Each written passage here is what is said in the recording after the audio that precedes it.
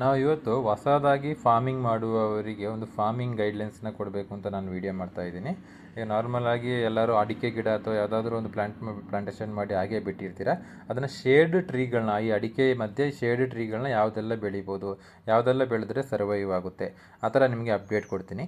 ಈಗ ಶೇಡಲ್ಲಿ ಬೆಳೆಯುವಂಥ ಪ್ಲಾಂಟ್ಗಳಲ್ಲಿ ನಾರ್ಮಲಾಗಿ ಒಂದು ಕಾಫಿ, ಒಂದು ಕೊಕ್ಕೋ, ಏಲಕ್ಕಿ, ಜಾಯಿಕಾಯಿ ಈ ಥರದ ಪ್ಲಾಂಟ್ಗಳನ್ನ ಶೇಡಲ್ಲಿ ಬೆಳೆದರೆ ಅದು ಬೇಗ ಸರ್ವೈವ್ ಆಗುತ್ತೆ. ನಿಮಗೆ ಇಂಟರ್ಕ್ರಾಪ್ ಆಗಿ ಯೂಸ್ ಮಾಡಿದಾಗ ಒಂದೇ ಬೆಳೆ ಮೇಲೆ ಡಿಪೆಂಡ್ ಆಗೋದು ತಪ್ಪುತ್ತೆ.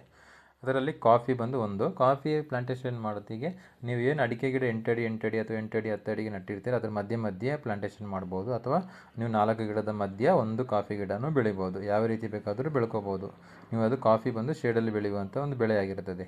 ಅದೇ ರೀತಿ ಕರ್ಡಮಮ್ ಅಂದರೆ ಏಲಕ್ಕಿ ಗಿಡಗಳು, ಈಗ ನಲ್ಯಾನಿ ಗ್ರೀನ್ ಗೋಲ್ಡ್ ವೆರೈಟಿ ಬಂದಿದೆ.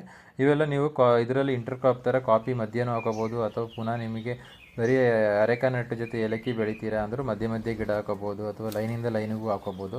ಈ ಥರ ಬೆಳೆಯೋದ್ರಿಂದ ಸ್ಪೈಸಸ್ಗಳಿಗೆ ಎನಿ ಟೈಮ್ಸ್ ಯಾವುದೇ ಕಾರಣಕ್ಕೂ ರೇಟ್ ಬಿದ್ದು ಹೋಗೋಲ್ಲ.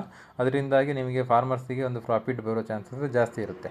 ಅದೇ ರೀತಿ ನಟ್ಮಗ್ ಪ್ಲಾಂಟೇಷನ್ ಮಾಡ್ಬೋದು. ನಟ್ಮಗ್ ಒಂದು ಹಾರ್ಟಿಕಲ್ಚರ್ ಕ್ರಾಪಲ್ಲಿ ನಿಮಗೆ ಯಾವ ರೀತಿ ಅಂದರೆ ಲಾಂಗ್ ಡಿಸ್ಟೆನ್ಸಲ್ಲಿ ಪ್ಲಾಂಟೇಷನ್ ಮಾಡಿದ್ರೆ ಬೆಟರ್ ಇರುತ್ತೆ. ಒಂದು 40 ಫೀಟು 30 ಫೀಟಿಗೆ ನೀವು ನಟ್ಮಗ್ ಅರೆಕಾನಟ್ಟದು ಮಧ್ಯೆ ಪ್ಲಾಂಟೇಷನ್ ಮಾಡ್ಕೋಬೋದು.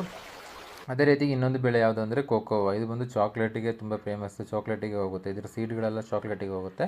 ಅದರಿಂದಾಗಿ ಇದು ಒಳ್ಳೆ ಡಿಮಾಂಡ್ ಇರುವಂಥ ಒಂದು ಬೆಳೆ.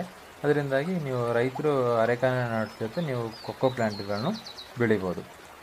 ಅಥವಾ ಫಾರ್ಮರ್ಗಳು ಇದು ಬೇಡ ಅಂತೇಳಿ ಎಲ್ಲ ಮಿಕ್ಸ್ಡ್ ಆಗಿ ಬೆಳಿತೀರಾ ಅಂದ್ರೂ ಒಂದೊಂದು ಲೈನಲ್ಲಿ ನೀವು ಕಾಫಿ ಬೆಳೆ, ಇನ್ನೊಂದು ಲೈನಲ್ಲಿ ನೀವು ಏಲಕ್ಕಿ ಗಿಡ ಬೆಳಿಬೋದು.